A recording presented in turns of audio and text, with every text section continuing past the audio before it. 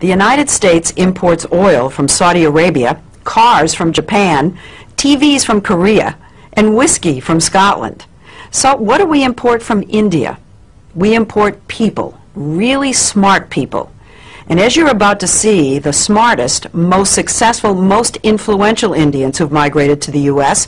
seem to share a common credential. They're graduates of the Indian Institute of Technology, better known as IIT. Made up of 7 campuses throughout India, IIT may be the most important university you've never heard of. This is IIT Bombay. Put Harvard, MIT, and Princeton together, and you begin to get an idea of the status of this school in India. You compute the capacity of the column. IIT is dedicated to producing world-class chemical, electrical, and computer engineers. And then you plug this back in and you... With a curriculum that may be the most rigorous in the world. Getting here is the fervent dream of nearly every schoolboy. With a population of over 1 billion people in India, competition to get into the IITs is ferocious. Last year, 178,000 high school seniors took the entrance exam called the JEE. Just over 3,500 were accepted, or less than 2%. Compare that with Harvard, say, which accepts about 10% of its applicants. The IITs probably are the hardest school in the world to get into. In the whole world. To the best of my knowledge. Veena, significant would you say the impact of IIT graduates has been on the American technology revolution? It's far greater than most people realize. Microsoft, Intel, PCs, Sun Microsystems, you name it. I can't imagine a major area where Indian IIT engineers haven't played a leading role. Leading role? A leading role. And of course, the American consumer in the American business, in the end, is the beneficiary of that. It isn't just high tech. The head of the giant consulting firm McKinsey & Company is an IIT grad. So is the vice chairman of Citigroup and the former CEO of U.S. Airways.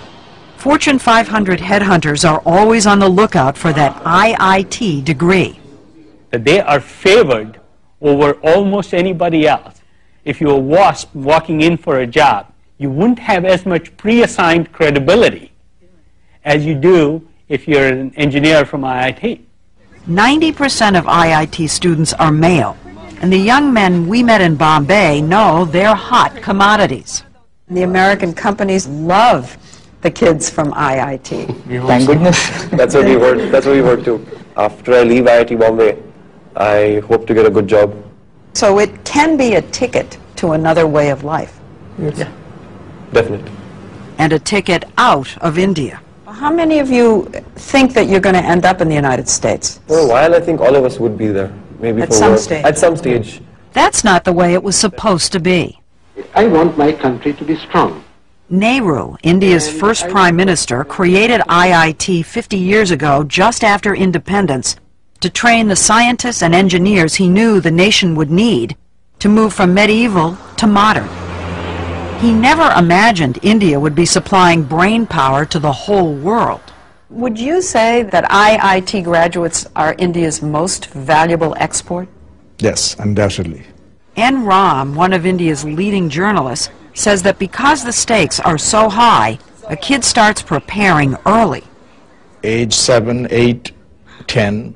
By the 10 you know whether you're made for it or not. 30 to about 8, they're grilled and then they go to school.